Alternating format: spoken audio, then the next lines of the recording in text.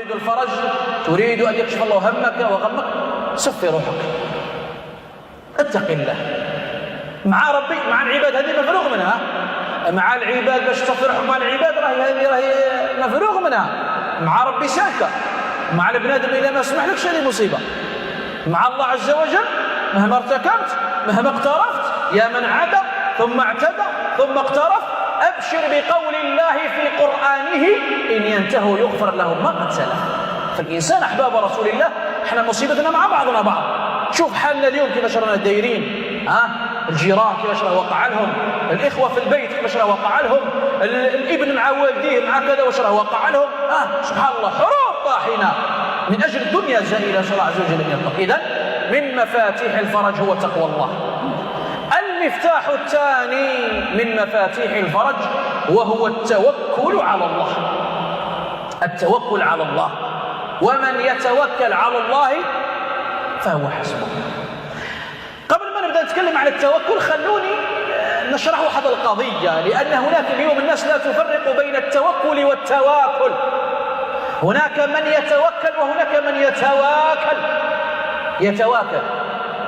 التوكل هو أن تأخذ بالأسباب، ليق تأخذ بالأسباب مبروغ منها. يقول النبي عليه الصلاة والسلام لو توكلتم على الله حق توكله لرزقكم كما ترزق الطير تغدو، أي تتحرك، تغدو. هالسبب تمشي تسعى تطير إلى مكان ما تقعدش في العش نتاعها راكده وقارعه تنزل عليك السماء يعني ذهبا وفضة. السماء لا تمطر ذهبا ولا فضة، وإنما قال النبي تغدو، أي تتحرك، تأخذ السبب. تغدو خماصا وتروح بطانا، تروح جيعانة بعد ما تحركت واتخذت الأسباب العشية تجي شبعانة. والنبي عليه الصلاة والسلام يعلمنا أننا لا نتواكل وإنما نتخذ أسباب. شوفوا لما تقرأوا على مريم عليه السلام والنبي عليه السلام قادر ربي يسره في بدر لما تقرأوا يعني غزوة بدر ماذا فعل النبي؟ أول حاجة هو اتخذ الأسباب، وربي قادر الفئة الصغيرة يغلبها على الفئة الكبيرة، هو القادر سبحانه عز وجل. لكن النبي بدأ يتخذ في الأسباب. ماذا فعل؟ اختار المكان، الأرضية المناسبة للغزوة، اختار الأماكن، هذا السبب من الأسباب.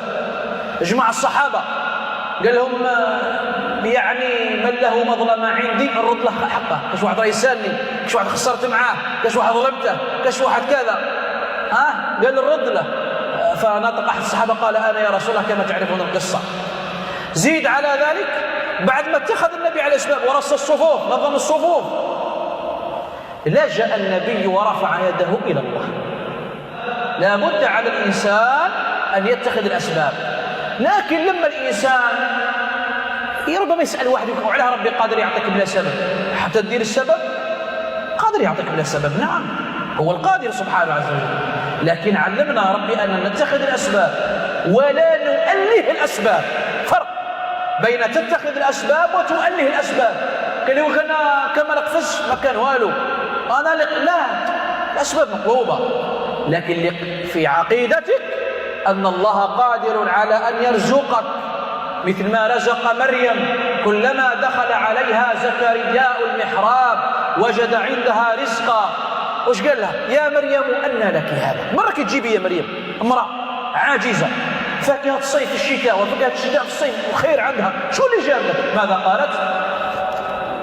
هو من عند الله، مباشرة بلا سبب. زكريا ثم ربي أن ربي قادر يعطيك بلا سبب ولا لا؟ هنالك دعا زكريا ربه، كان خصها الذرية، شاب شعره ومرته ما تولدش ومعاه طاعن في السن، يعني قوانين الأرض وتقول بأنه مستحيل باش يكون عنده ذرية. هنالك دعا زكريا ربه، واش قال له ربي؟ واش أعطاه؟ وهب له يحيى. وفي آية أخرى وهي حامل، مريم البتول العذراء عليها السلام وهي حامل تحت النخلة، واش قال لها ربي؟ هذا واش يسموه؟ اتخاذ الأسباب. كان قدر ربي ينزل عليها الرطب بلا ما تهز النخلة، لكن ربي بغى يبين لنا في آية أخرى لابد من اتخاذ الأسباب، وبين لنا ربي أنه قال يعطيك بلا سبب وقادر يعطيك سبحانه عز وجل وهو القادر على كل شيء. إذن أحباب رسول الله لابد على الإنسان أن يتوكل على الله، ومن يتوكل على الله فهو حسبه.